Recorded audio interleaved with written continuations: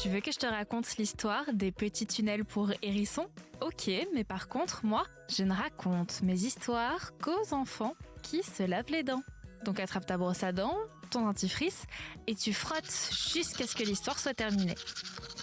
3, 2, 1, 0. Tu as déjà vu un hérisson ? On en croise de temps en temps dans les jardins. Ce sont de tout petits animaux, un peu de la taille d'une patate, et la forme aussi d'ailleurs. Ils ont un joli petit museau et des pics partout sur le dos. Et ça pique quand on le touche. Aïe !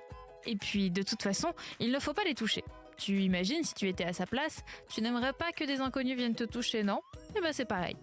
Et puis, les hérissons sont des petits animaux craintifs. Il vaut mieux simplement les observer de loin et s'assurer qu'ils sont en sécurité.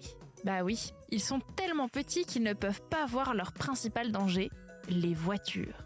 Quand ils sont dans un jardin et qu'ils veulent faire un petit tour dans celui d'à côté, ils font comme toi et ils passent par la route. Sauf que toi, tu as bien appris à regarder à gauche et à droite avant de traverser. Eux, personne ne leur a dit, donc c'est très très dangereux. Tellement qu'ils sont en voie de disparition aujourd'hui. Mais une solution a été trouvée pour tenter de les protéger. Tu veux savoir ce que c'est ? Je te raconte tout dans un instant, mais avant, j'ai une question pour toi. Tu sais que les hérissons n'ont pas des dents très différentes des tiennes ? Elles sont plus petites, ça c'est sûr, et ils en ont un peu plus. Mais sinon, comme ils sont omnivores, comme toi et moi, ils ont les mêmes dents. Omnivore, ça veut dire qu'on mange de tout. Donc toi, moi et les hérissons, on a tous besoin de dents pour découper de la viande et d'autres pour broyer les légumes. D'ailleurs, tu brosses toujours tes dents ?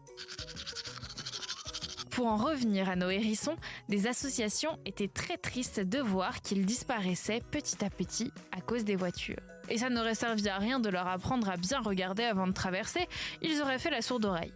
Alors, des personnes qui travaillent dans les associations de protection des animaux ont eu une très bonne idée. Ils se sont dit que ce que les hérissons aimaient faire, c'était se balader dans les différents jardins. Mais entre deux jardins, il n'y a pas forcément de passage. Donc, ils doivent passer par la route. La solution semble évidente. Il leur faut de petits tunnels rien que pour eux. En voilà une bonne idée. Les associations vont donc chez les gens demander s'il est possible de faire des tout petits trous entre les jardins.